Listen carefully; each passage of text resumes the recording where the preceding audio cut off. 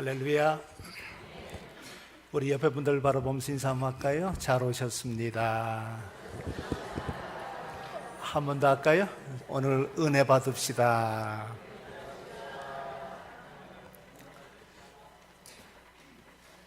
지금까지 살아오시면서 살아온 인생길을 돌아보면서 인생이 무엇이라고 생각하세요? 산다고 앞을 보고 열심히 살아왔는데 과연 인생이란 무엇일까? 가끔 생각하면 참 헛갈릴 때가 참 많아요. 지금 내가 제대로 살아가고 있는 것인지, 오늘 밤이라도 하나님께서 나를 부르시면 내가 하나님 앞에 섰을 때 내가 무슨 말을 해야 할까? 과연 하나님께서 내가 지금까지 살아온 인생을 바라보시면서 어떻게 평가하실까? 그렇게 생각하면 두려울 때가 참 많습니다. 어떻게 보면 참 인생이 허무한 것 같기도 하고, 어떻게 보면 참 인생은 살만한 것 같기도 하고, 헷갈릴 때가 참 많아요. 페르시아의 어느 지혜로운 임금이 인생에 대해서 고민하시다가 문모 대신을 다 불러놓고 숙제를 냈다 합니다. 지금부터 시간이 얼마나 걸려도 좋으니까 인생이 무엇인지 답을 찾아오라고. 오랜 시간 끝에 연구해서 한 술에 가득 책으로 정리해서 인생에 관한 답을 갖고 왔습니다. 근데 임금 나이가 너무 많이 들어서 그 한 술의 책을 읽을 수가 없는 거죠. 다시 돌려보냈습니다. 한 권으로 요약해 오라고. 다시 연구를 거듭해서 마침내 오랜 세월 속에 한 권의 책으로 정리해서 왔습니다. 근데 그 한 권의 책도 이제 더 이상 읽을 수 없을 만큼 나이가 너무 많이 들었어요, 임금께서. 다시 명령을 내렸습니다. 가져가라. 딱 한 줄로 요약하라 그랬습니다. 다시 연구를 거듭한 무모 대신들이 돌아올 때는 이미 임금은 자리를 보존하고 들어 누웠습니다. 가쁜 숨을 쉽니다. 그래, 인생이 무엇이더냐? 대신들이 하는 대답은 간단합니다. 왔다가 가는 겁니다.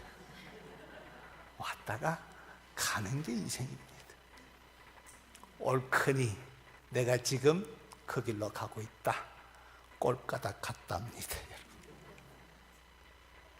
인생이라는 것이 그냥 왔다가 가는 것이 참 허무하게 짜요. 우리 옛날 선조들은 초로 인생이라서 풀에 있을 같다. 성경의 야고보 장로는 우리에게 말하기를 너희 인생이 무엇이냐? 잠깐 보이다가 없어지는 안개니라 그랬어요. 안개 같은 인생. 새벽녘에 안개가 하늘에서 내려오면 온 세상을 다 덮을 것 같아요. 나르는 비행기 발목도 붙들어 버려요. 그런데 해가 나고 바람이 불면 안개처럼 허무하게 사라지는 것도 없어요. 힘있고 젊을 때는 천년만년 살 것 같고 죽음과 나는 전혀 상관없을 것 같은데 어느 순간에 보면 나도 죽음을 향해서 성큼성큼 앞으로 가고 있다는 것이 실감날 때가 참 많잖아요.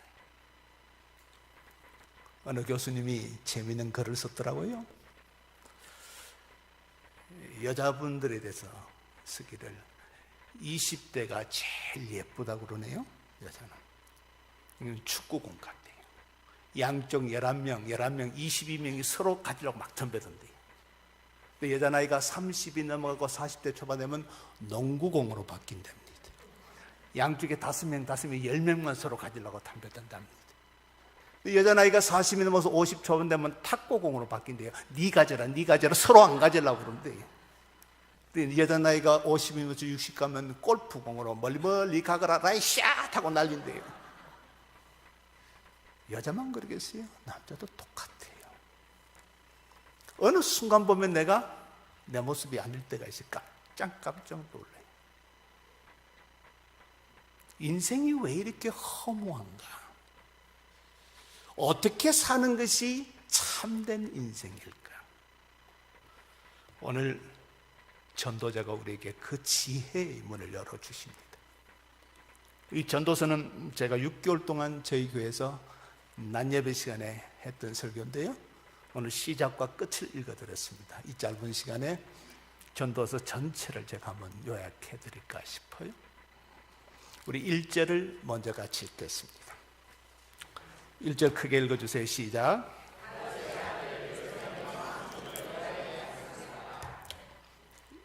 이 사람이 누구지요? 솔로몬입니다.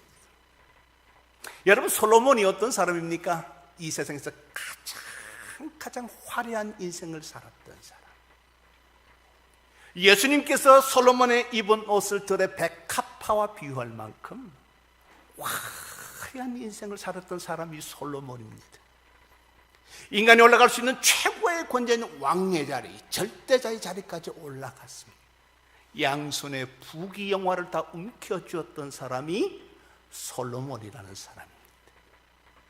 얼마나 놀라운 부귀영화를 움켜쥐었으면 전도서 2장 내려가면 솔로몬이 이렇게 이야기합니다. 내 눈이 원하는 것을 다 가져봤고 내 마음이 원하는 것을 다 누려봤다. 용산은 요즘 개발지로 뜨는 곳이니까 제가 여러분에게 한번 물어보겠습니다. 혹시 자기 눈이 원하는 것을 다 해보시고 자기 마음이 원하는 것을 다 가져보신 분 여기 계신가요? 별 볼 일 없네요. 여러분들 저희 동네나 똑같네요. 근데 솔로몬은 그걸 다 해봤대. 그가 누릴 수 있는 모든 것을 다 누렸던 사람, 인간이 즐길 수 있는 것을 다 즐겨봤던 사람이 솔로몬. 그는 그가 움직일 때마다 1만 2천 명의 호위병이 그를 둘러쌌습니다. 무려 그는 처와 첩이 1,000명이나 됐다. 여러분, 처와 첩이 1,000명이면 이름 다 못 외웁니다. 어느 게 첫 번째인지 두 번째인지 모릅니다. 1,000명 되면. 신방이나 다 해봤겠습니까? 1,000명 신방하면 죽습니다. 남자가 못합니다. 그는 처와처를 1,000명이나 거느렸대요. 대단한 남자. 여기 남자분들 보니까 마나님 한 분 모시기도 버거워 보인다. 근데 그 사람은 1,000명을 거느렸다는 게 참 놀라운 사람. 그는 자기 집을 짓는데 13년 동안 집을 짓는데 방 안은 황금으로 도배를 하고 상하 보좌에 앉아있어요. 상하로 가구를 만들었다고 했어요. 다시 한번 물어볼게요.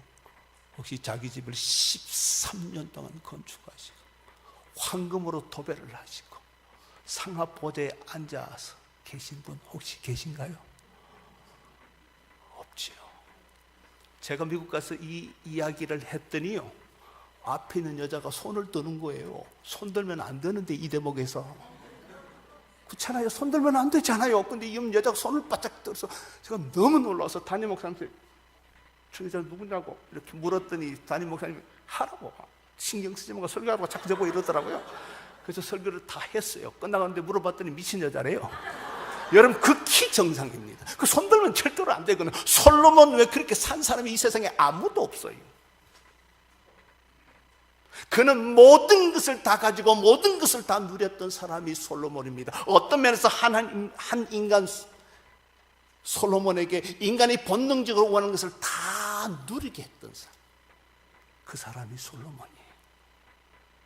그는 돈만 갖고 있는 졸반입니다. 하늘의 지혜를 받아서 3천의 잠을 남기고 시를 남겼던 사람. 그는 시인이고 문학가고 철학자고 그는 정치인이고 왕입니다. 인간이 알고 싶은 모든 것을 다 누렸던 사람이 바로 솔로몬이라는 사람입니다. 하나님께서 한 인간 솔로몬에게 모든 것을 다 주신 다음에 숙제를 하나 냈습니다. 네 마음대로 누리고 사용하되 난 네 인생의 마지막 종착역에 도착했을 때 살아온 인생길을 돌아보면서 감상문 한 편 쓰고 죽어라. 그 감상문이 전도서입니다. 그 첫 번째 이야기가 2절입니다. 전도자가 이르되 헛되고 헛되며 헛되고 헛되니 모든 것이 헛되도다. 제가 예수를 믿고 처음 읽었던 책이 전도서입니다. 1장 1절을 읽고 2절을 읽다가 손을 들었습니다. 더 이상 성경을 읽을 수가 없었습니다. 여러분, 우리는 솔로몬이 누릴 것들 중에 한 가지라도 누리고 싶어서 새벽부터 밤늦게까지 핏대 올리면서 살아가고, 때로는 예수 믿는 사람으로서 결코 하지 말아야 될 거짓말도 하고 사기도 쳐보고 별짓을 다 하면서 이 세상에서 살아가는데, 모든 것을 누리고 모든 것을 다 같이 본 사람이 살아온 인생길을 돌아보면서 뭐라고 이야기해야 정상입니까? 인생이란 끝내주고 끝내주며 끝내주고 끝내주니 다시 태어나도 이렇게 살고 싶어야 정상 아니에요, 여러분? 그런데 헛되며 헛되다, 모든 것이 헛되대요. 여기 헛되다는 히브리 원문은 추운 겨울날 손이 시려서 화고 입김을 부면 입김이 포물선을 그리고 사라지죠. 그 입김이라는 뜻입니다. 아무것도 아니에요. 입김에 불과하다. 우리는 그가 누렸던 것 중에 하나만이라도 누리고 싶어서 별짓을 다 하고 사는데, 그 모든 것을 다 누린 사람이 하나님 앞에서 정직한 고백이 입김이래요. 이 충격이에요, 저는. 그럼 나는 무엇을 위해서 살아야 될 것이?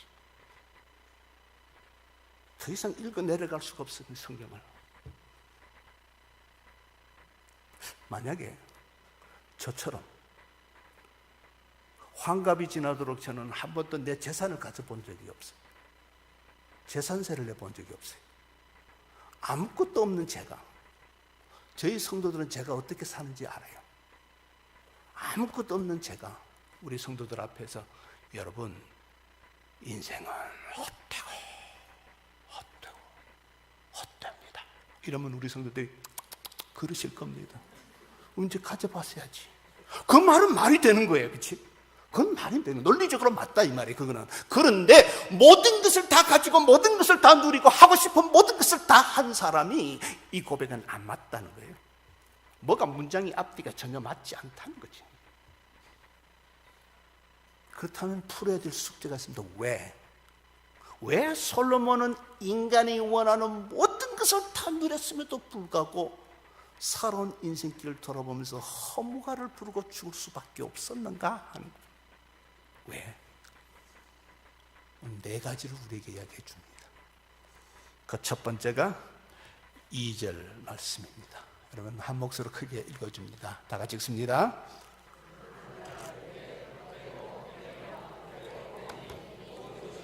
3절요. 해 아래서,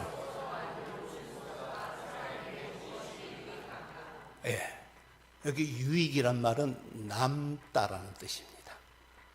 남는 것이 없다라는 거예요. 어디서 수고했더니요? 해 아래서. 유대인들은요, 해를 중심으로 해 위의 세계와 해 아래 세계가 있다고 믿었습니다. 해 위의 세계는 하나님의 세계고, 해 아래는 하나님께서 만드신 이 피조 세계가 해 아래 세계예요. 근데 솔로몬은 이것을 영적으로 다시 각색을 합니다. 해 아래 세계는 하나님을 떠나서 내가 하고 싶은 대로 살았던 인생, 하나님을 떠나서 내가 누리고 싶었던 살았던 모든 삶을 가르쳐서 해 아래.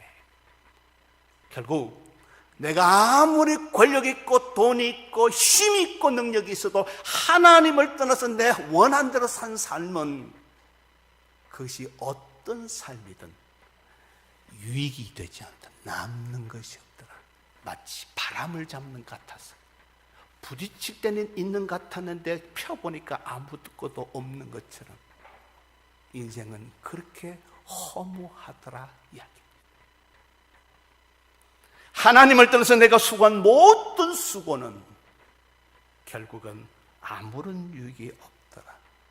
4절부터 보세요.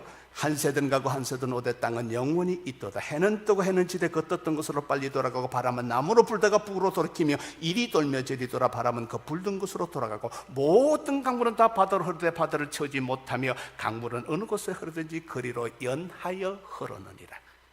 마치 바람처럼 강물처럼 그냥 스치고 지나갈 뿐이고 남거나 잡히는 것이 아무것도 없더라. 참 인생 하나님 떠나면 허무하기 짝이 없더라. 가졌든 안 가졌든 높은 권세를 누렸든 안 누렸든 상관없이 인생의 마지막 답은 무다. 아무것도 없더라는 거예요. 여러분 가끔씩 그런 경험 안 해보시나요? 초등학교 동창이나 중고등학교 동창회 가끔씩 모이면 막 이렇게 서로 떠들고 놀다가 끝에 가서 꼭 하는 말 있죠. 야 자야, 초등학교 우리 3반 선생님 요즘 근황이 어때? 그럼 옆에 있는 경수이가 그럽니다. 몰랐어? 작년에 돌아가셨어. 어느 날 그럴 거예요. 야 2017년도 그때 우리 3일 동안 저녁 집회하신 이문희 목사님 요즘 근황이 어떤지 알아? 몰랐어? 작년에 돌아가셨어. 그 주인공이 저와 여러분이 될 수 있다는 거예요. 그게 인생의 허무라는 거예요. 뭔가 내가 굉장한 것을 갖고 굉장한 것을 붙든 것 같은데 헤아려서 내가 붙들고 누린 것을 돌이켜보면 다 입김처럼 날아가고 마치 바닷가에서 모래성을 싼 모래성처럼 저녁이 돼서 밀물이 밀려오면 그냥 흔적 없이 사라지듯이 모든 것이 다 사라지고 말더라는 거예요. 전 미국 집회 갔다가 참 착한 부부를 만났어요. 저녁을 같이 먹는데 저한테 간증을 하더라고요. 부부가 40년 전에 미국으로 이민 갔는데 진짜 돈 몇 푼 안 가지고 도망가다시피 미국으로 이민을 갔다 합니다.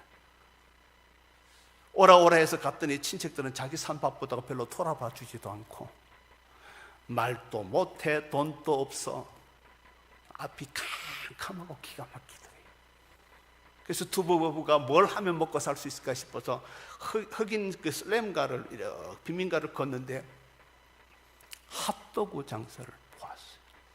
미국 핫도그는 참 신기하잖아요. 우리하고 달라서 큰 빵에다 쭉 잘라다가 마스타드 뿌리고 소세지 하나 탁 넣고 이렇게 말아서 주잖아요.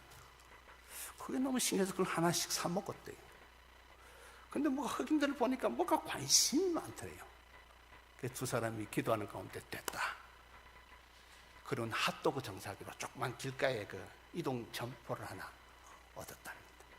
그러니까 미국식 핫도그 배워서 하고 한국식 핫도그 소세지 넣어서 그 튀기는 거 있잖아요. 그걸 했더니 이게 너무너무 신기하니까 흑인들이 뭐 줄을 서서 사 먹는데 와 진짜 호떡집에 불 나듯이 막 이 핫도그집에 불이 난 거예요. 얼마나 잘 팔리는지. 나중에 그 너무너무 장사가 잘 돼서 집도 사고 비즈니스 사고 뭐 다 샀대요. 진짜 이제 살 만큼 돈을 벌었대요. 어느 날 교회에서 이런 집회가 벌어진 게 붕해가 벌어진 거예요. 미국에 집회 가면 보통 새벽 낮 뭐 다거든요. 마지막 저녁이고 이제 아침 새벽이면 끝이 나는데 강사 목사님이 도전을 주시더래요. 오늘 밤 하나님께서 부르시면 우리가 다 천국 가야 될 텐데 천국 올라가면 하나님께서 우리에게 우리의 삶에 대해서 물을 텐데 우리 뭐라고 대답합니까? 나는 너를 위해서 하나밖에 없는 내 아들을 죽였다. 너는 나를 위해서 무엇을 했냐고 물으신다면 뭐라고 대답하시겠습니까? 집에 돌아가셔서 그 답을 갖고 내일 새벽 기도에 다 모이라 그랬어요. 이 두 부부가 집에 돌아왔는데 저녁을 먹고 저런 생각하는데 답이 안 나오는 거예요. 그래서 잠이 들었습니다. 잠이 들었는데도 잠이 오지 않아서 부인 집사가 눈을 떠보니까 옆에 남편이 없는 거예요. 보니까 새벽까지도 시간이 남았어요. 새벽 기도 가려면. 그래서 거실 문을 열고 나와보니까 남편이 거실 소파에 앉아서 한숨을 푹푹 쉬고 있는 거예요. 여보 잠이 안 자고 뭐해? 잠이 안 와. 당신은 왜 나왔어? 나도 잠이 안 와. 왜 잠이 안 오는데? 어제 저녁에 목사님이 주신 그 답을 찾으려니까 답이 안 나왔어. 잠이 안 나. 나도 그래요. 그리고 부부가 거실에 앉았답니다. 한참 둘이 가만히 있다가 남편이 입을 엽니다. 여보, 하늘나라 가면 오늘 밤에 가면 하나님께서 우리에게 나는 너를 위해서 하나밖에 없는 아들을 주고 있는데 너는 나를 위해서 뭐 했냐고 물으면 당신은 뭐라고 대답할래요? 당신부터 대답해봐. 그러니까 남편이 여기는 미국이니까 first lady, lady first니까 당신이 먼저 대답해.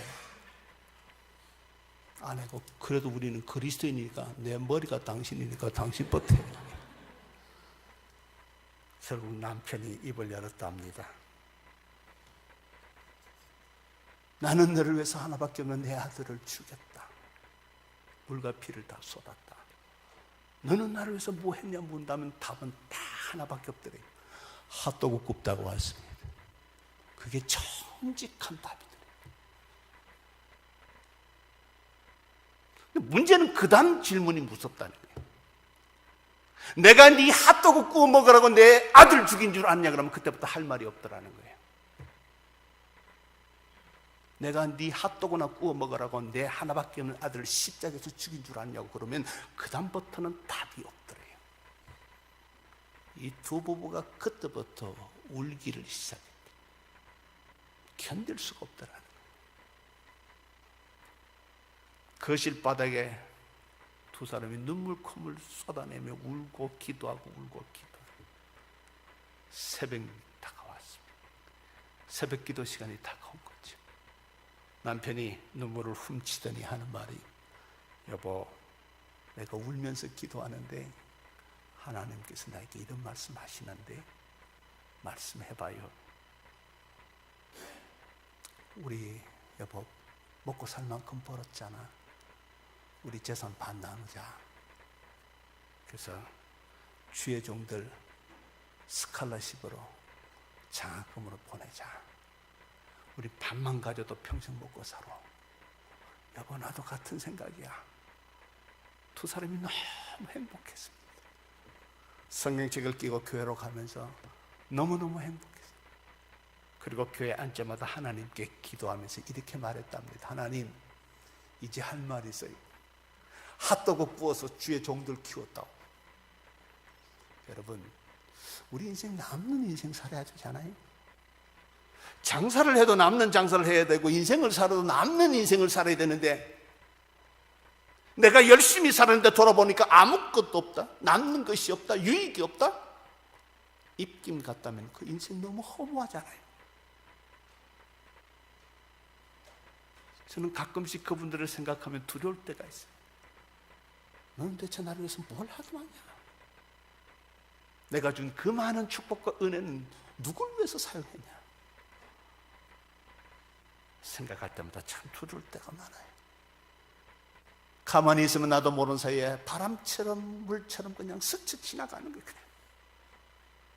그 세월 속에 나도 모르는 사이에 꺼지 떠밀려 가는.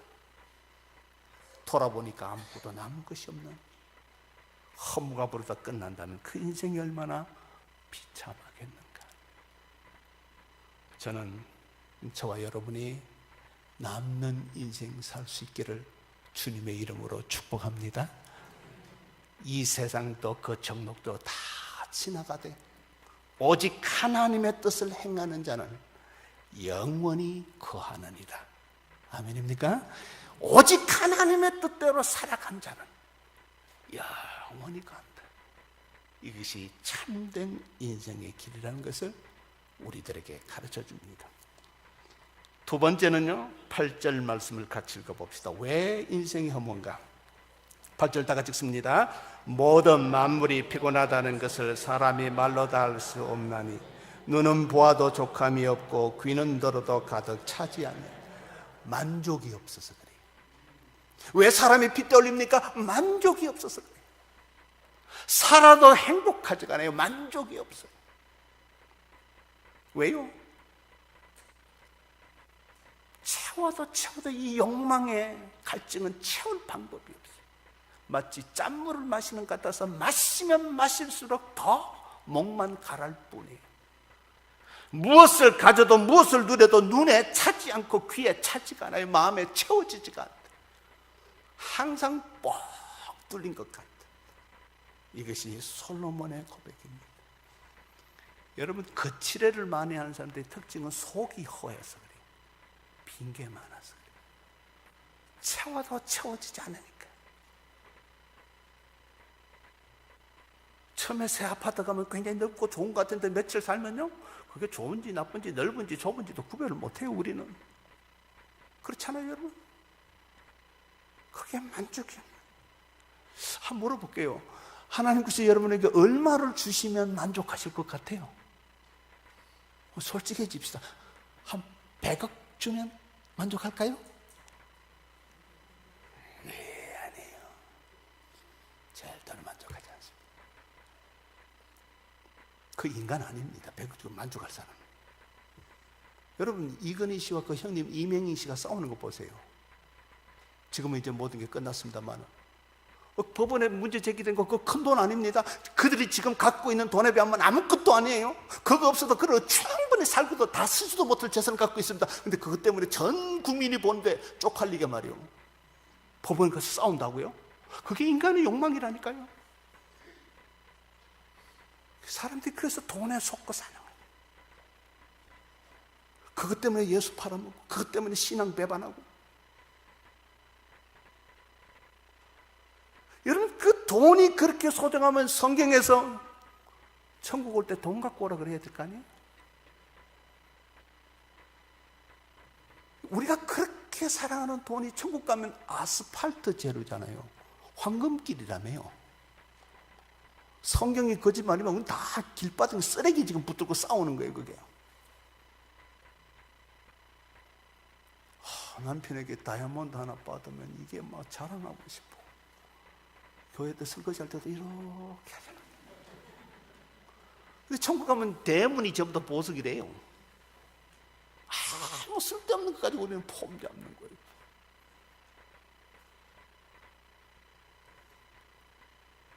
뭐 좋다는 게 그게. 여러분, 돈이라는 것은 내가 먹은 만큼 내 것이고 쓴 만큼 내 거예요.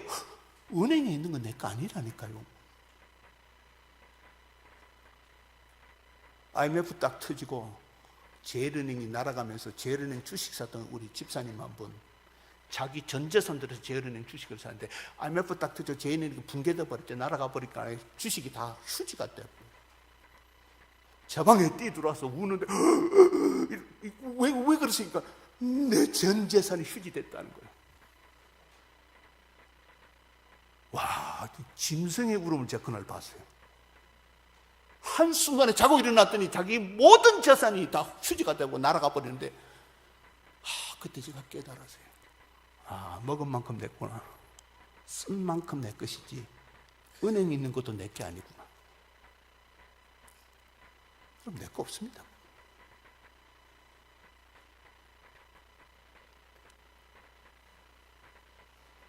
우리 권사님 한 분이 목사님 또 무슨 좋은 일을 있어서 그렇게 달려오는데 제주도에 감귤 농장 샀어요. 저는 그걸 보면 또 속이 불이 나서 못 봐요. 권사님 목사님도 왜 그러세요? 나도 땅 샀어요. 어디요? 천국에. 이러세요. 나도 천국에 땅 샀다. 이 목사님, 권사님 잘 들어요. 지금 권사님이 제주도 땅 있어도 가서 못 사는 거나 내가 천국에 있어도 못 사는 거나 피장파장, 죽으면 권사님 그냥 두고 가지면 난 죽으면 바로 그래서 살아. 내가 훨씬 나아. 뭐가 우뚝하는 거예요 그게. 그건 무슨 의미가 있다는 거예요 그게. 지금은 사람이, 교인들이 돌아가시면 전부 다 병원 영안실로 가잖아요. 28년 전에 제 교회 부임했을 때는 사람이 죽으면 객사한다고 그래서 다 집으로 모시고, 저 집에서 목회자들이 직접 염했어요. 저도 염 참 많이 해봤어요. 장로님하고 전도사님들하고 또 모시고 이제 염하러 가는 거거든요. 얘는 다 집에서 했으니까요. 한여름에 전화 한 통이 왔어요. 아내가 죽었다는 거예요. 웬만하면 제 교인들 목소리 아는데 그때 뭐 교인이 뭐 7, 800명밖에 안 되니까 대충 제가 다 알거든요. 도저히 모르겠어요. 자꾸 이야기하다 보니까 우리 교회 옆에 그 시장에 야채 장사하는 손씨 아저씨, 제가 기억을 못할 이유가 있었어요. 이분은 잘 나오면 1년에 한 번 나와요, 교회에. 보통 2년에 한 번 일어나고 내가 목소리를 기억할 수가 없잖아요. 제가 그 앞을 지나가면서 이 부부가 거기서 야채 가게 하시는데 충청도 분들이에요. 이제 선생님, 이제 교회 한번 나오시죠. 주일날 잠깐만 덮어놓고 교회 오시죠. 그럼 이 두 부부가 듀엣으로 하는 말이 있습니다. 목구녕이 포도청인데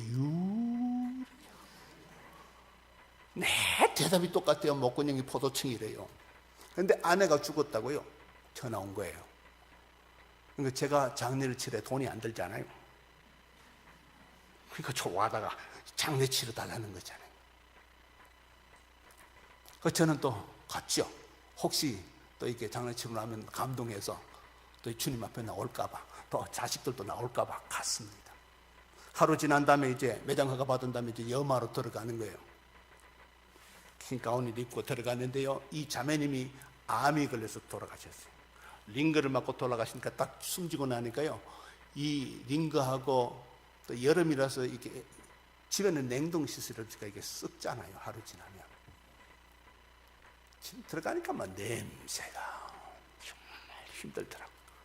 그래서 알코올 솜으로 코끝을 잠깐, 차라리 알코올 냄새가 낫겠더라고요. 이렇게 들어가서 덮어놨길래 이제 손을 얹고 저는 꼭 기도를 합니다. 마지막 기도, 확인 기도. 기도해서 또 뻘떡 일어날 수 있잖아요. 안 일어나면 그만이고, 그치? 그렇죠. 무릎 꿇고, 하나님, 이 사람이 죽었다고 해서 왔는데 하나님 뜻이 계시면 살려 주시옵소서. 안 일어나더라고. 갔구나. 확인한 다음에 이제 염을 해야 되잖아요. 보니까 이 링거 주사에다가 나온 이 물질 때문에 막 다 이렇게 붙어 있는데 사람 굳어 있잖아요. 옷을 벗기려니까 힘들더라고요. 그래서 겨우 윗도리 다 벗기고 마지막 옷을 내들어봤더니 러닝 샷을 입고 돌아가셨어요. 이게 도저히 뭐 붙어서 벗겨지질 않는 거예요. 여러분, 애들 옷 입히고 옷 벗기는 것도 쉽지 않잖아요. 애들이 번지러우니까. 근데 딱 굳어 있는 사람 하는 거 쉽지 않거든요. 도저히 안 돼서 하다 보니까 요령이 생기더라고요. 그 손씨 아저씨부터 가위가 아까워 그랬어요, 가위를. 그래서 제가 시신을 이렇게 끌어 안았어요. 그 뒤에 러닝사지 뒤에 가위 넣고 쭉 찢고 다시 원상태로 밀면서 딱 당겼어요. 이러니까 쏙 빠지더라고요. 근데 쏙 빠지면서 돈 뭉터기가 하나가 앞에 톡 떨어지는 거예요. 이게 10만 원짜리 수표하고 만 원짜리가 마치 대림지 된 것처럼 반이 딱 접힌 한 덩어리가 제 앞에 딱 떨어져요. 와, 은혜가 충만해. 주의 종이 수고한다고 현찰로 응답하시는 여호와 앞에 딱 떨어지죠. 와, 남편도 눈이 동그래지고 자식도 눈 동그래지고 옆에 가족들 다 눈이 동그래지고 이게 대체서 어디에 떨어지는 거예요? 나중에 마지막 끄집어냈던 그 런닝사슬을 뒤집어 봤더니 비밀의 주머니가 등에 있었습니다. 이 자매님이 손으로 낀 비밀의 주머니에 그게 들어있고 그걸 깔고 죽은 거예요. 아무도 모르게. 그걸 제가 염한다고 뒤집다 보니까 튀어나오면서 돈이 뚝 떨어진 거예요. 제가 그 돈 뭉치를 붙들고 그날 그 시신 앞에 무릎 꿇고 제가 통곡을 했습니다. 하나님, 이 어리석은 인간이 쓰지도 못할 이 돈 때문에 지옥 갑니다. 그렇게 교회 가자고 해도 안 오더니 결국 이 돈 이것 때문에 지옥 간다고. 제가 염하다 말고 통곡을 했습니다. 여러분, 무엇이 우리 인생을 풍요롭게 하나요? 무엇이 우리 인생을 참 인생길로 인도하나요? 오늘도 많은 그리스도인들이 두 주인을 섬기려고 그래요. 돈의 종이 돼서 살고, 돈 때문에 주일 빼먹고. 그게 남는 게 아닌데, 그게 우리에게 진정한 만족을 주는 것이 아닌데, 그것 때문에 주님을 포기하고 진리를 포기하고 때로는 양심을 속이고. 그게 뭐라고? 그 많은 돈을 가진 솔로몬의 고백입니다. 가지고 누리고 아무리 해도 내게 피곤함을 더해주고. 그렇잖아요. 돈을 가지면 가질수록 더 피곤해요. 더 힘들어요. 없을 때는 편한데 있으니까 힘들죠. 지식을 더해가면 번민도 더해가고, 물질을 더해가면 염려도 더해가요. 무엇이 우리를 힘들게 하나요? 우리의 끝없는 탐욕, 끝없는 욕심, 우리를 힘들게 하나요? 내 인생을 패망으로 이끌어가요. 8절을 다시 보세요. 모든 만물이 피곤한 것을 사람의 말로 다 말할 수 없나니 눈은 보아도 족함이 없고 귀는 들어도 가득 차지합니다. 아무리 들어도, 아무리 좋은 꽃내려도 두 번 듣고 나면 세 번 듣기 싫어요. 아름다운 것도 보는 것도 한계가 있어요. 어떤 것으로도 우리의 욕망을 채울 수 없으니 세상 것으로 만족할 수 없다. 사람들이 참 모르시거든요. 여러분, 하나님께서 모든 것은 돈으로 가치를 측정할 수 있도록 허락해 주셨지만 생명에 관한 것은 가치로 측정하지 못하게 해놨거든요. 햇빛이 없으면 우리 죽어요. 돈 주고 쬐지 않잖아요. 공기가 없으면 죽어요. 우리 돈 주고 마시지 않아요. 너무 가치로운 것은, 우리 생명과 직결되는 것은 돈으로 측정할 수 없도록 하나님이 만들어 놓으셨다는 거예요. 물 이거 없으면 죽어요. 우리 물 돈 주고 안 마셔요. 그냥 수도세를 주는 거지. 물값을 내는 건 아니거든요. 또 하나 있어요. 행복은요, 인간이 노력해서 만들어지는 게 아닙니다. 하나님께서 아담과 하와를 짝지어 주시고 복을 명하사 이렇게 됐습니다. 하나님의 손에 복이 있어요. 여기에 만족이 있다고요. 둘이 열심히 노력하면 부자 될 수 있어요. 큰 집 살 수 있어요. 그러나 큰 집을 샀지 행복한 집을 산 건 아니거든요. 근데 세상은 자꾸 속입니다. 큰 집이 행복하다, 큰 집이 행복하다, 계속 우리를 속이는 거예요, 사탄이. 열심히 공부하면 박사학위 받을 수 있어요. 그러나 박사학위 받았다고 행복한 건 아니잖아요. 근데 세상은 그렇게 명예를 얻어야 행복하다고 자꾸 거짓말을 해요. 여러분, 노력하면 권력 얻을 수 있어요. 대통령 될 수도 있어요. 그게 행복한 겁니까? 아니잖아요. 저는 지금까지 대통령 돼서 행복하다는 사람 단 한 사람도 들어본 적이 없어요. 그런 것이 행복을 주지 않습니다. 행복은 하나님의 손에 있어 하나님의 사람에게 주는 줄 믿습니다. 하나님의 사람에게 주는 게 행복이에요. 여러분, 행복하려고 사는 거 아닌가요? 하나님 주신 인생의 만족을 누리기 위해서, 내게 주신 인생은 낙을 누리는 것이 우리의 삶의 목표일진데, 그 행복은 하나님의 손에 있다는 사실을 기억하십시오. 돈에 속지 마시고, 권력에 속지 마시고, 지식에 속지 마십시오. 행복은 하나님이 주신 기쁨이에요. 우리 딸 둘은 시집 갔고요.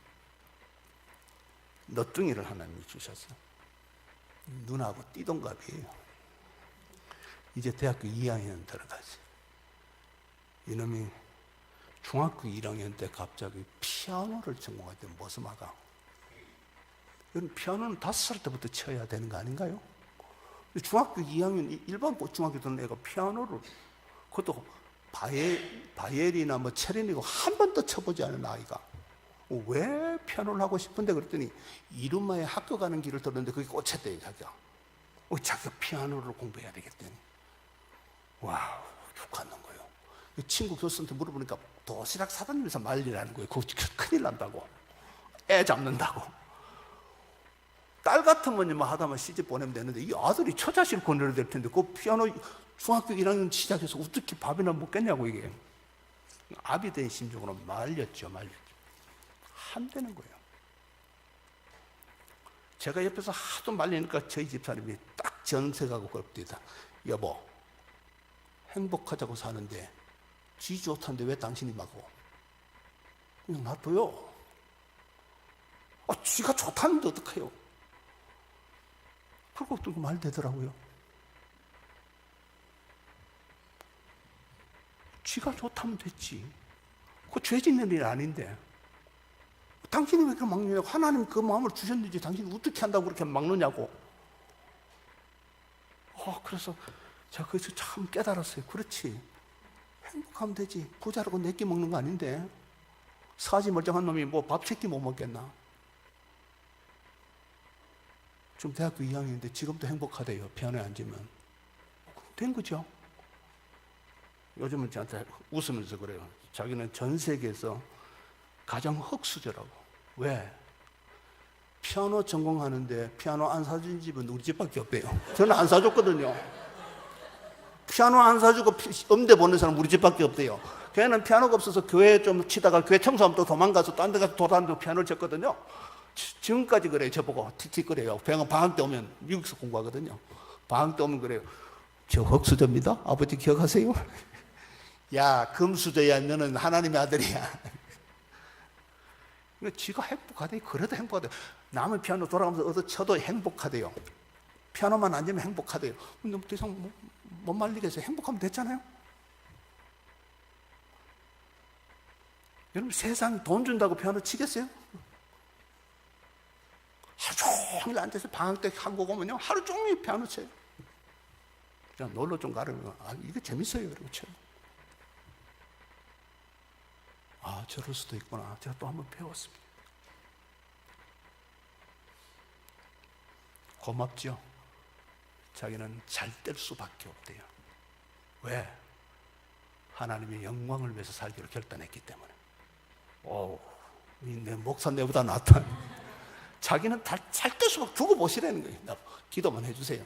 난 하나님의 영광을 살기 위해서 내가 소원을 했기 때문에 하나님이 자기를 쓰실 수밖에 없을 거라고 두고 보시라고 그러거든요.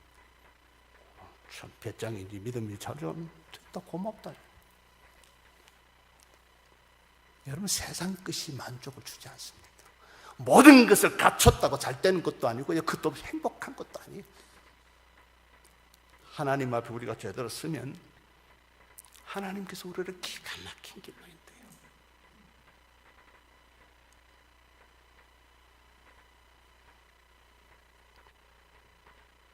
만물이 피곤해요. 하나님의 떠난 세상의 기준을 보시면 힘들고 어려워요. 근데 하나님이 뽑으시고 하나님께서 쓰시고 하나님께서 복을 주시면 초가 삼간에도 행복하고요. 우리 아들처럼 피아노 없어도 나무 피아노 앉아서도 행복해요. 감사해요. 걔는 장학금 받아가면서 학교 다녀요. 1년에 12,000불씩 졸업할 때까지 받아요. 걔는 너무 감사해. 행복하죠. 여러분 참 행복은 세상의 기준에 맞는 게 아닙니다. 하나님의 은혜 안에 있고 하나님의 손에 있는 줄 믿습니다. 그래야 참된 인생이에요. 헛된 인생이 아니에요. 세 번째 우리 9절 10절 말씀은 한 목소리 읽겠습니다. 이미 시작.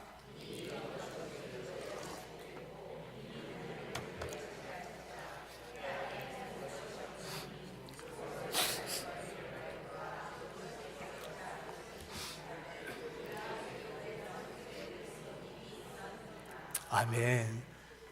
해 아래 새 것이 없더래요. 여러분 사람들은 본능적으로 남이 갖지 않는 것을 제일 먼저 갖고 싶고 남이 누리지 않은 것을 제일 먼저 누리고 싶은 욕망을 다 갖고 있어요. 그런데 그 어마어마한 부를 갖고 있고 권력을 갖고 있는 솔로몬이 얼마나 새로운 것을 찾았겠어요. 아무리 봐도 해 아래는 새 것이 없더래. 이미 있던 것이고 전에 다 있던 것이더래요. 새 게 없어요. 여러분 유행에 너무 민감하게 살지 마시고요. 남자들 양복 보세요. 단추 하나 했다가 2개 했다가 3개 했다가 4개까지 올라갔죠. 이 4개가 무슨 패션이에요? 옛날 우리 아버지 일제시대 입던 나카무라 행사 패션. 그다음 또 3개 됐다가 2개 됐다가 1개 찢었다가 2개 찢었다가 붙였다가 그놈이잖아요. 바뀐 게 하나도 없어요. 넥타이 넓어졌다 좁아졌다 그렇죠? 그놈이 본질이 바뀐 게 아무것도 없어요. 너무 그런데 민감할 필요가 없어요. 제 아내가 여보 이게 터 있는 게 당신 것밖에 없대요.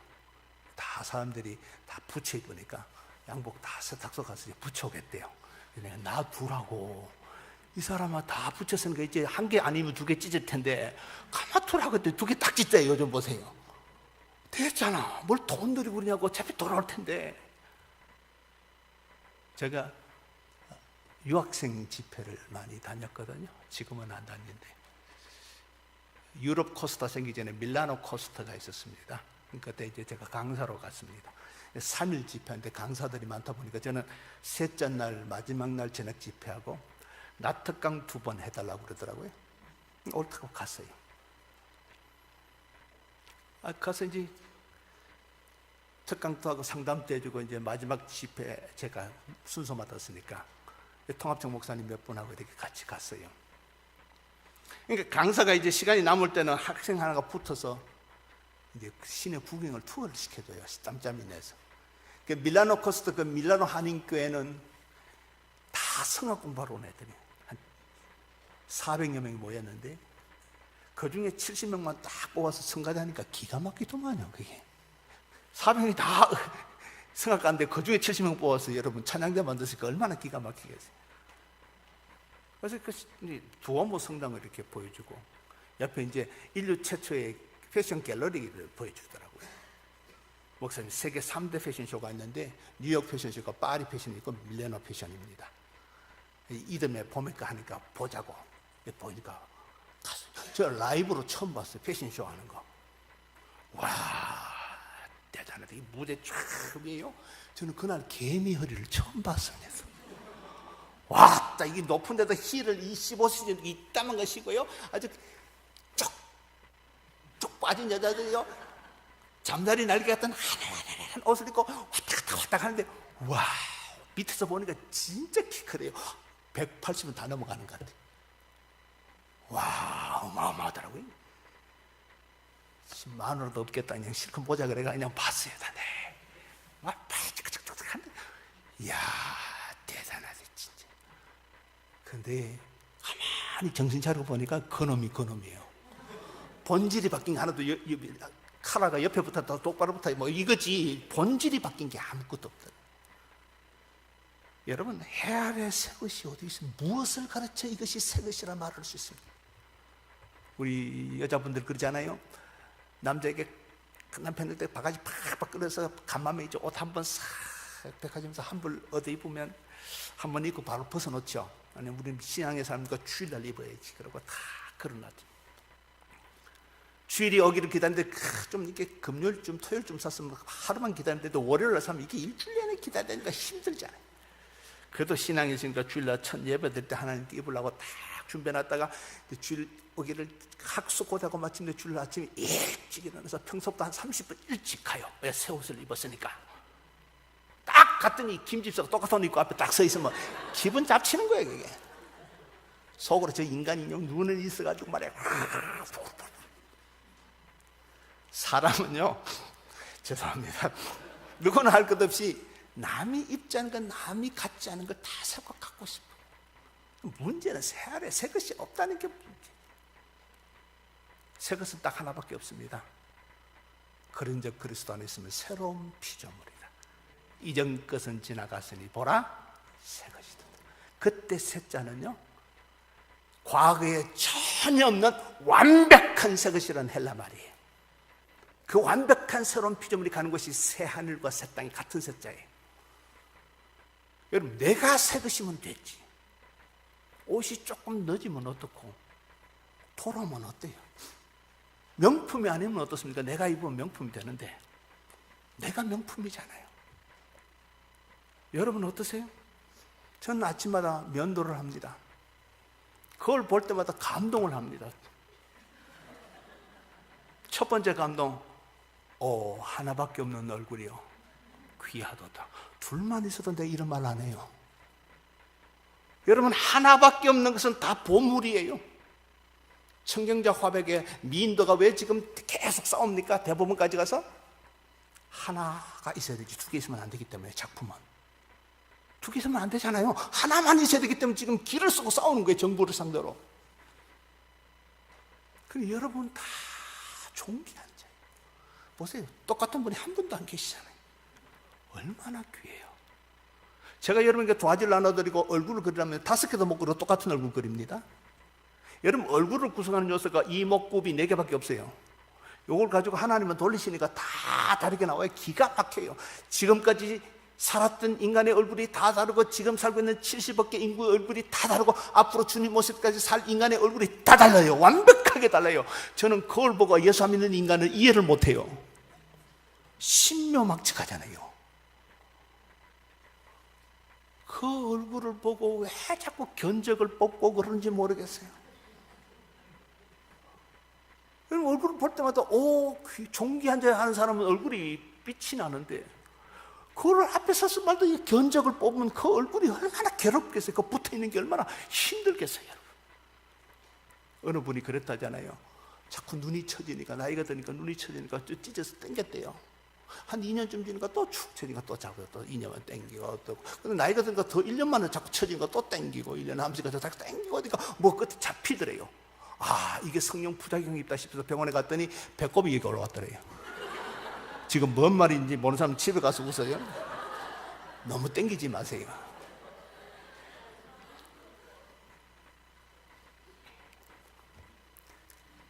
왜 괴롭히는지 모르겠어요. 두 번째 제가 오늘 아침에도 감동했습니다. 하나님의 존귀한 형상이요 아름답도다. 저는 예수 믿기 전에 이렇게 웃어본 적이 없습니다. 2번 자살을 시도했습니다. 시간 되면 제가 나중에 간증을 한번 할게요. 저는 이렇게 웃어본 적이 없습니다. 그래서 21살에 예수 믿기 전에 내 친구들은 내가 아니라 그럽니다. 안 만나려고 그래요, 저를. 그때 이문희가 아니라는 거예요.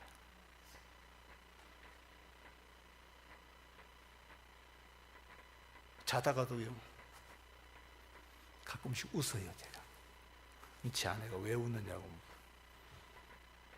예수 믿는 것만 해도 감동인데, 내가 목사 됐잖아. 저는 100번 죽었다 깨도 니 뭐하냐 목사합니다. 왜 넣는지 모르겠어요. 예수 믿는 것만 해도 내가 감동인데 나 같은 죄인을 불러 주의 종 시켰으니 얼마나 올라왔지. 한 번은 제가 그랬습니다. 제 아내가 지금은 운전을 잘합니다. 운전을 모았을 때 한 번은 백화점 한 번만 좀 따라가자고. 제가 다 순종하는데 백화점 가자는 건 순종을 안 합니다. 왜냐하면 저는 성격상 바지를 사면 인포메이션 데스크 가서 바지 몇 층에 있습니까? 몇 층에 있으면 바로 같이 코너 가서 바지 딱 사고 집에 와요. 근데 여자분들은 1층부터 신방을 다 해요. 그래서 끝층까지 다 신방하고 또 다시 내려오더라고요. 근데 그게 싫어서 안 가요. 오라지도 않는데 왜 그렇게 신방을 또 오는지 모르겠어요. 신방하라는 건 안 하면서 쓸데없이 백화점만 모든 가게를 다 신방하고 올라가더라고요. 그러지 말라고 약속하고 이제 따라갔습니다. 한번 가면 에스컬레이터 타잖아요. 탁 올라가는데 옆에 한 남자가, 와, 저는 태어나서 그렇게 멋진 남자를 처음 봐서 왜 올라갔어요. 다 가서 보니까 나더라고. 에스컬레이터 안 타보셨어요? 제가 그 얘기를 우리 교회에서 했더니 우리 교인들이 심히 병이 중하다고 그러더라고요. 우리 집에 와서 이야기했던 우리 딸들이 아빠는 돌아올 수 없는 강을 건너버렸대요. 그래도 저는 좋아요. 내가 예수 믿고 하나님의 자녀 됐다는 것이 너무너무 좋아요. 별로 그래서 입는 거 뭐 이거 별로 저는 뭐 그렇게 저희 교인들이 선물해 준 건 좋은 걸 해줘요. 넥타이를. 제 돈으로 10,000원짜리 이상 사본 적이 없어요. 이번에도 성지순례 가서 5,000원짜리 2개 넥타이를 골라와서 이태리집, 메이드 인 이태리집. 길가에 있더라고요. 이번에. 중국 사람들이 자기 중국 천 갖고 와서 만들었는가 봐요. 메고 올라갔대. 와, 좋다고 그랬대. 메이드 이태리입니다. 와, 비싸겠다. 뭘 비싸고 5천 원 주고 샀는데. 제가 산 건 다 그런 거예요. 10달러 이상 준 적이 없어요. 9불 90전짜리, 8불 90전짜리. 저만 명품. 왜 사람이 명품이니까. 전 당당 내가 명품인데 뭘 맨들 내가 약고 죽을 것도 없고 돈 뭐 있어봐. 지도 새끼 먹고 나도 새끼 먹는데 권력 있으면 뭐 하겠다는 거예요. 그게 뭐가 여러분 세계에 있어요? 그리스도 안에서 내가 새로운 피조물이고 내가 하나님 은혜 안에서 거듭났고 하나님 나라를 기업으로 받았고 날마다 그것을 소망하면서 살면 됐지. 더 이상 뭐가 필요해요? 주시면 감사하게 쓰십시오. 가졌다고 교만하지 마십시오. 없다고 얕고 죽지 마십시오. 때가 되면 하나님께서 다시 필요한 만큼 주실 줄 믿습니다. 많이 주시면 많이 나누면 되고요, 적게 주시면 아껴 쓰면 돼요. 그래서 우리 집의 철학은 이빨 없으면 잇몸이다. 그게 우리 철학이에요. 절대로 돈 빌린 적 없어요. 주신 만큼만 생각해요. 하나님은 은혜라는 거잖아요. 성전 건축하는데 드릴 게 없는 거예요. 통장이 없으니까. 성도들은 헌금하는데 목사가 드릴 게 없었어요. 기도하다가 2년치 사례비를 안 받겠습니다. 내가 드릴 수 있는 건 사례비밖에 없는데 2년치 모을 수도 없고 아예 2년치를 내가 안 받을 테니까 그걸로 건축헌금을 대신했으면 좋겠다고.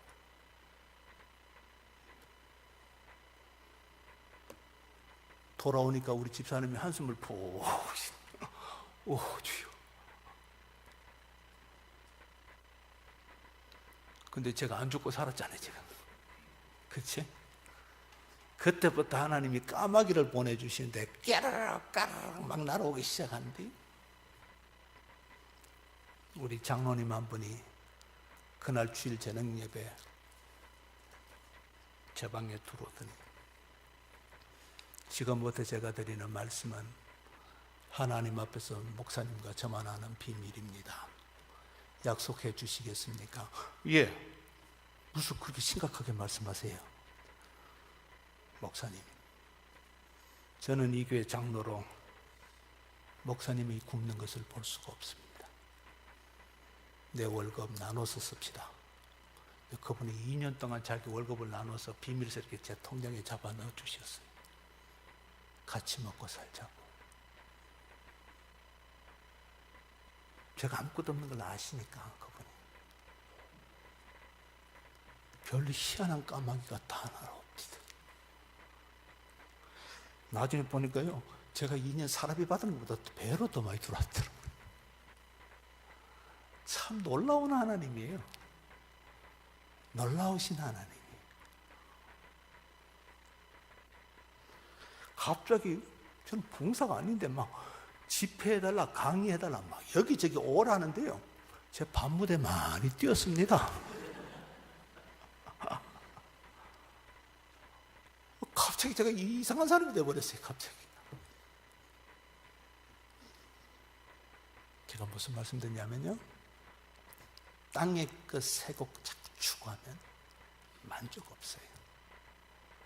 맡긴 만큼 믿는 만큼 하나님이 부으시고 역사하시고 간증이 있는 그리스도의 삶을 살게 해주세요.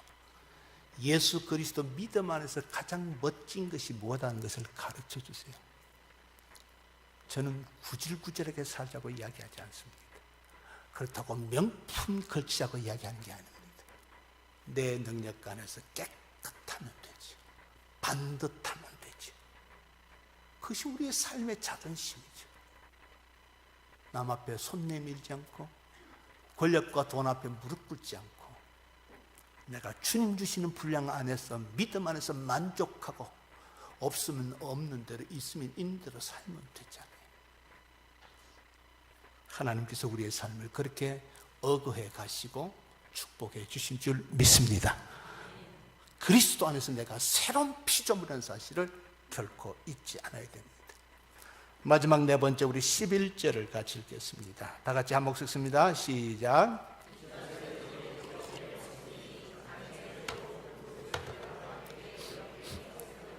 왜 사람들이 헛되다고 이야기합니까? 알아주는 사람이 없어서 그래요. 날 좀 보소, 날 좀 보소, 날 조금 봐달라고 사람들이 악을 쓰잖아요.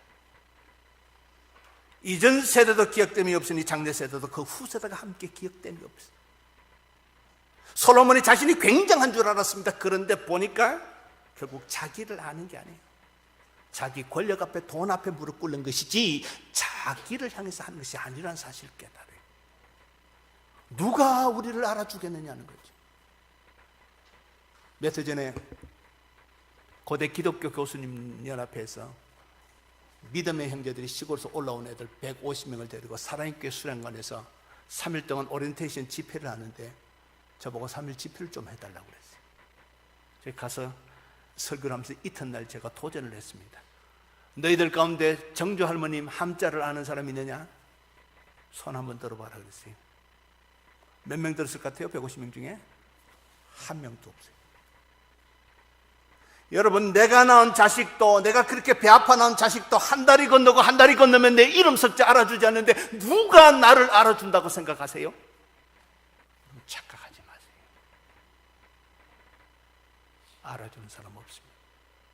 10년에 가고 100년에 가도 영원히 내 이름을 알아주시고 잊지 않는 분은 오직 하나님 한 분인 줄 믿습니다.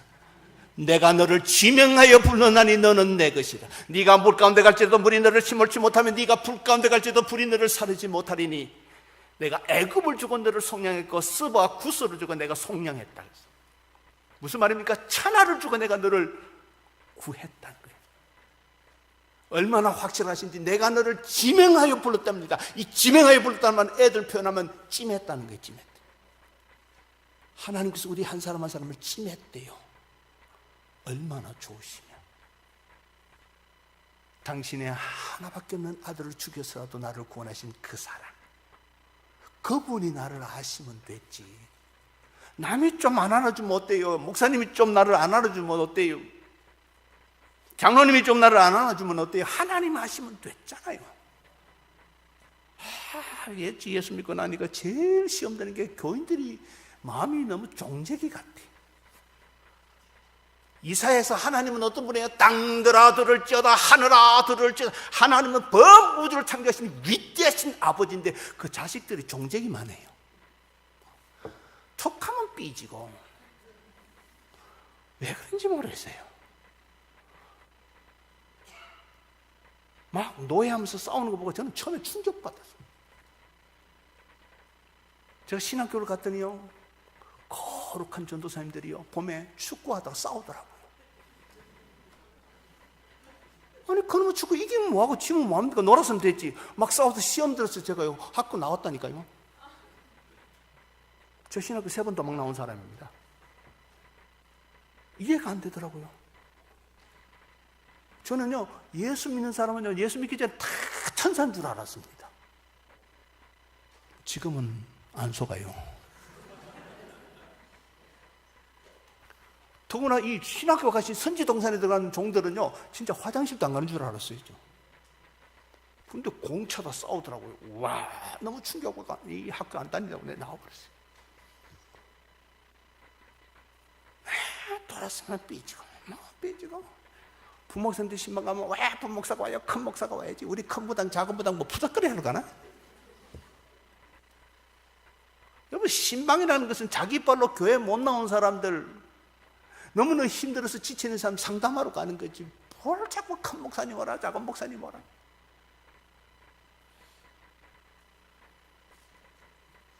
이제 좀 성숙해야 돼요. 어린아이 수준 좀 벗어나야 되잖아요.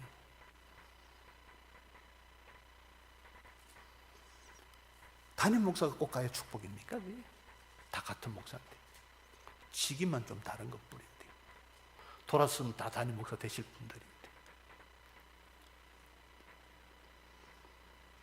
좀 생각을 안 바꾸면 자꾸 이게 기독교인지 아닌지 헷갈릴 때가 많아요. 이 종교개혁 500주년이잖아요. 좀 이제 바뀌어야 되는데 아직도 그 관습에서 안 바뀌는 거예요. 저희 교회 자랑하라면 네, 한 가지 할 수 있어요. 제가 신방 올까봐 겁내요. 야단 맞거든요. 제가 가는 날 몰았다가 찾아가니까. 근데요, 좀 고마워요. 저희 집에는 9시 넘으면 전화도 안 오고요, 신방해달라는 소리도 안 합니다. 설교 준비하는데 방해될까봐. 교회 안에 주례 아닌 것은 당회에서 결정했습니다. 주례하지 마시라고.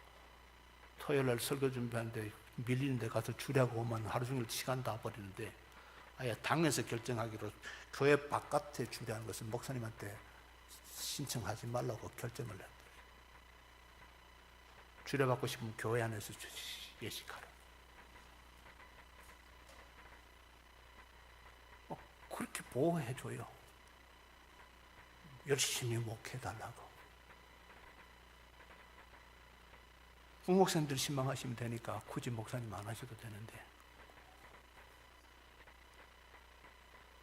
그래서 저는 죄송합니다만 장로님 집 몰라요. 가본 적이 없어서. 부임 만 10년 되는 날 제가 처음으로, 제가 오늘 이 교회 부임한 지 10년 되는 날인데, 죄송하지만 장로님 집에 내가 한번 신방을 가보려 한다고. 그래서 광고를 했더니 장로님들이 아무도 출근하지 않고 기다리시더라고요. 너무 좋아가. 그리고 지금까지 한 번도 가본 적이 없어요. 28년 동안. 그래서 새로운 장로님 집은 집이 어딘지 제가 아직도 몰라요.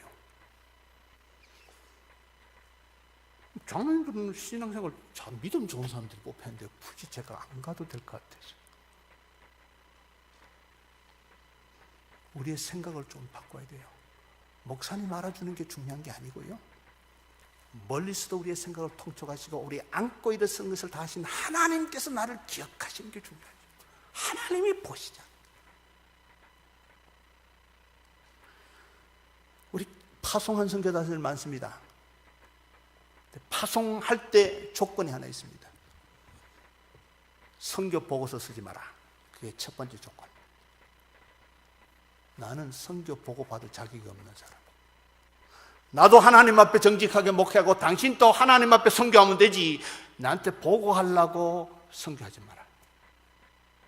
기도 제목 보내주면 기도는 하는데 선교 보고서는 쓰지 마라. 하나님 앞에서 정직하게 하라.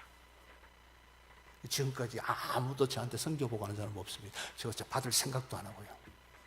하나님한테 직접 보고하라고 했어요. 하나님이 하시면 됐잖아요. 놀더라도 하나님 앞에 놓으시고, 당신이 복음지상 선교하더라도 하나님 앞에 하시라고.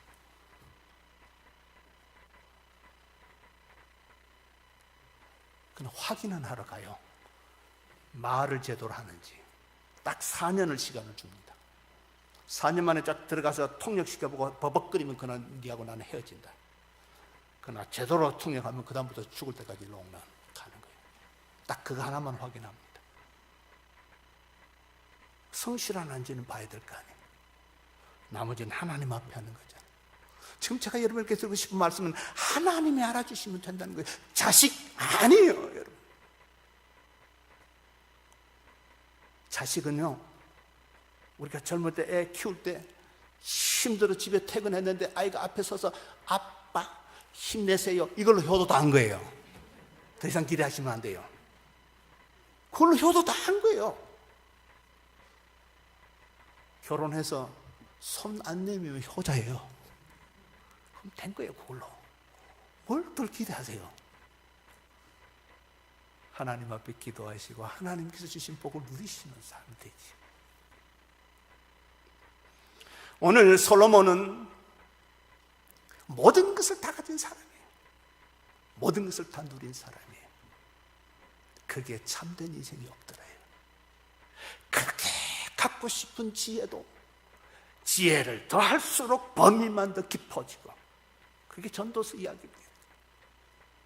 그렇게 높은 권자도 물러날 생각하니까 답답하고, 새 것을 추구하며 누리고 싶어도 그것이 그것이고 이미 있던 것이고 새 것이 아무것도 없다. 진정한 만족은 예수 그리스도 안에 하나님의 자녀답게 사는 복이 최고더라 하는 거예요. 그게 오늘 마지막 12장 13절 14절 말씀입니다. 이 일의 결국을 다 들었으니 하나님을 경외하고 그 명령들을 지킬지어다. 이것이 모든 사람의 본분이니라. 하나님의 사람답게 사는 것이 행복이고 그것이 하나님의 사람다운 삶의 본분이라는 거죠. 하나님은 모든 행위와 모든 은밀한 일을 선악간에 심판하시리라. 벌 주신 분도 하나님이고 상 주실 분도 하나님이시에요. 하나님 앞에 내가 사는 것이 복이지, 사람 눈치나 보고 사람에게 박수 받기를 즐거워하고 사람에게 인정받는 것은 결국은 헛된 것뿐이더라.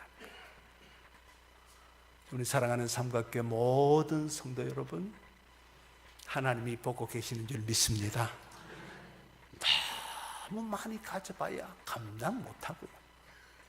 하나님이 주신 분복을 만족하시고 감사하시고 그저 하나님 영광 가리지 않을 만큼의 물질 속에 감사하시고 그저 많이 주시면 많이 베푸시고 작게 쓰시면 아껴 쓰면서 주를 바라보고 때가 되면 우리를 걸음더미에서 이렇게 세우시는 그 영광의 하나님께서 계신 것을 기억하시고 살아온 인생길을 돌아보면서 허무가가 아니라 참된 인생을 살았다고 하나님 앞에 진심으로 감사할 수 있는 저와 여러분 될 수 있기를 주님의 이름으로 축복합니다.